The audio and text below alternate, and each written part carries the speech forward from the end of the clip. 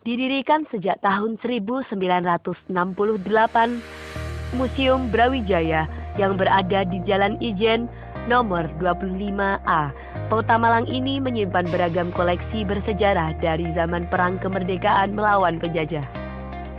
Sebagai salah satu objek wisata sejarah ternama di Kota Malang, menarik untuk mengintip koleksi senjata di museum yang berdiri di atas lahan seluas 10.500 meter persegi tersebut. Beragam senjata terpajang di ruangan museum yang berada di bawah naungan Kodam 5 Brawijaya ini. Koleksi senjata yang disimpan museum ini terdiri dari berbagai jenis dan tipe. Senjata-senjata itu sebagian merupakan senjata sederhana hasil rakitan para pejuang Republik Indonesia kala itu.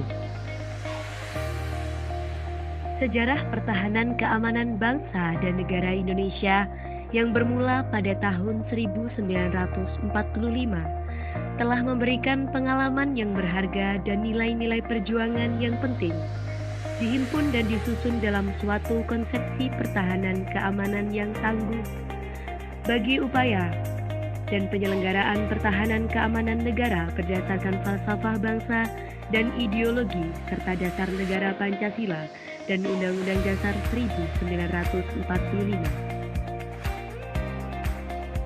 Memahami sejarah pertahanan keamanan merupakan bagian yang tidak dapat dipisahkan dari penghayatan aspirasi perjuangan bangsa Indonesia dalam mewujudkan cita-cita kemerdekaan sebagaimana diamanatkan dalam pembukaan Undang-Undang Dasar 1945.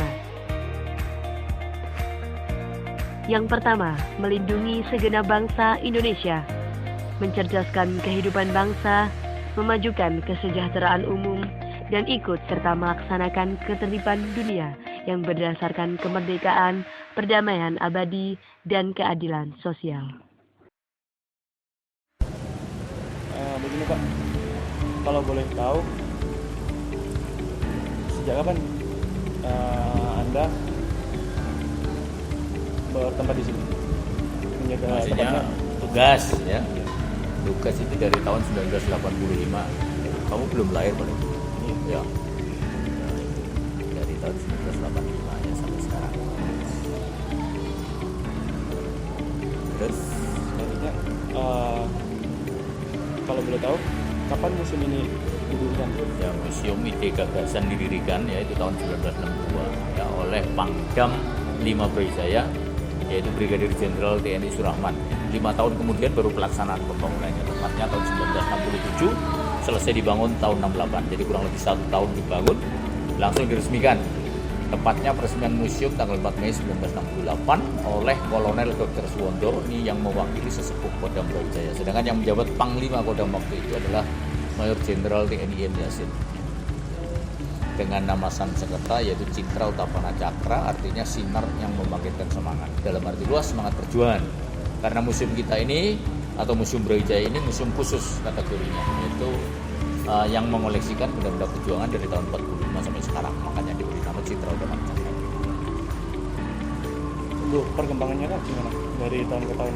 Ya perkembangan museum ya beginilah ya. Museum identik ya. Definisi museum. Museum itu berasal dari bahasa Yunani yang artinya museon, sebuah kuil gedung tua untuk memuja dewa-dewi. Kebetulan dewa tertinggi waktu itu Dewa Zeus, menunjuk seorang dewi namanya Mnemosyne. Dari perpaduan Mnemosyne dan Zeus ini dikaruniai 9 keturunan cewek semua cantik-cantik. Namun dalam peradaban baru menurut ICOM, International Council of Museum, museum adalah sebuah lembaga tetap yang tidak mencari keuntungan, diperuntukkan untuk masyarakat luas. Dalam artian untuk masyarakat luas ya, untuk ya macam Anda ini kalangan pelajar.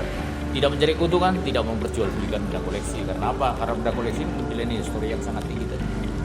Itu definisi museumnya ya. Perkembangan kemajuan ya dari dulu sampai sekarang. Bahkan dulu. Kita ini museum khusus yang mengoleksikan benda-benda perjuangan dari tahun 45 sampai sekarang. Makanya diberi nama Citra Utapana Cakra itu. Ya. Terus lanjut. Untuk perkembangannya kan dari tahun ke tahun pasti ada penyusutan Pak, penyusutan dari segi pengunjung. Ya pengunjung itu landai ya, landai. Jadi tidak ada istilahnya penyusutan terus pengurangan, tidak ada. Pengunjung museum khususnya Museum Brawijaya itu bisa dipastikan kalau habis UAS ya, ujian ulangan akhir semester, terus habis ujian tengah semester UTS itu pasti itu. Nah, ya jadi kalau di grade itu rata-rata tiap hari itu antara 150 sampai 100 orang. Karena ramenya itu ya itu tadi ya. Nah, makanya kalau di rata-rata tiap harinya itu gitu. Untuk anak mudanya Pak, apakah dari tahun ke tahun itu semakin lama semakin sedikit atau gimana? Ya, makin lama makin sedikit. Itu karena apa? Karena di sekolah nggak ini ya, nggak met. Ya kalau dulu itu ada namanya PSBB, Pendidikan Sejarah Perjuangan Bangsa, itu SMP, SMA, mulai SD ya, sampai SMA itu ada. Jadi itu memang antusias ya, pasti bisa dipastikan sebelum liburan ke sini ya, liburan juga ke sini.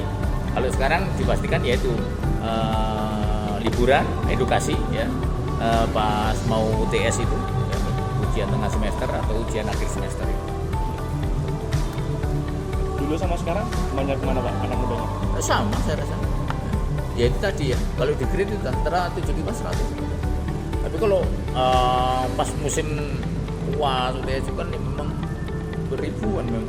Tapi kalau di rata-rata grade tiap harinya ya itu. Dan yang terakhir, berdasarkan kesimpulannya tadi kan anak muda zaman sekarang rasa nasionalismenya nggak sekental dulu. Itu tanggapan Bapak gimana? Tergantung ya, tergantung. Padahal negara kita ini negara Sishankam rata ya, sistem pertahanan rakyat semesta. Ya, kalau nggak mengaca ke situ, berarti kita ini melempem. Padahal di samping TNI, rakyatnya ikut dalam mempertahankan negara kita ini. Itu yang ditakuti padahal oleh dunia. Sistem pertahanan rakyat semesta itu. Negara lain tidak ada. Masa kalah dengan Jepang? Jepang itu etos kerjanya tinggi, rasa nasionalisme tinggi. Kita mengibarkan bendera itu harus berhenti. Orang Jepang berjalan kaki itu berhenti kalau ada penaikan bendera itu. Tapi kalau kita nyelonong aja, bahkan kalau naik motor di stop, masih cerondol aja. Itulah rasa kebangsaannya kurang. Kalau beda dengan orang Jepang sangat tinggi ya, rasa nasionalisme.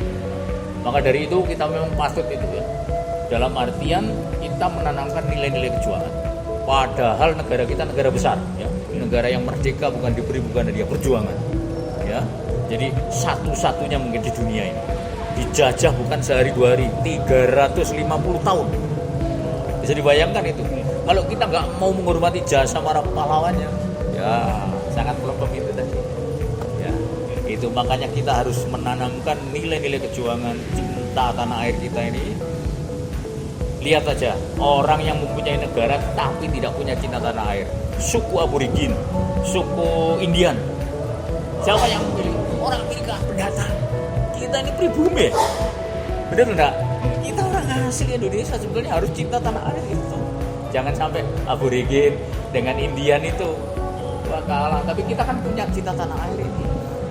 Ya itu harus, jangan sampai lengah kita. Itu. Pesannya Pak? Ya itu tadi ya, kita harus istilahnya menyemangati para generasi penerus ya. Karena saya sebagai pengkomunikasi museum menyampaikan itu. Makanya saya senang kalau ditanya begini, tak sampaikan itu ya biar tahu. Nah, itu ya. Itu pesan saya.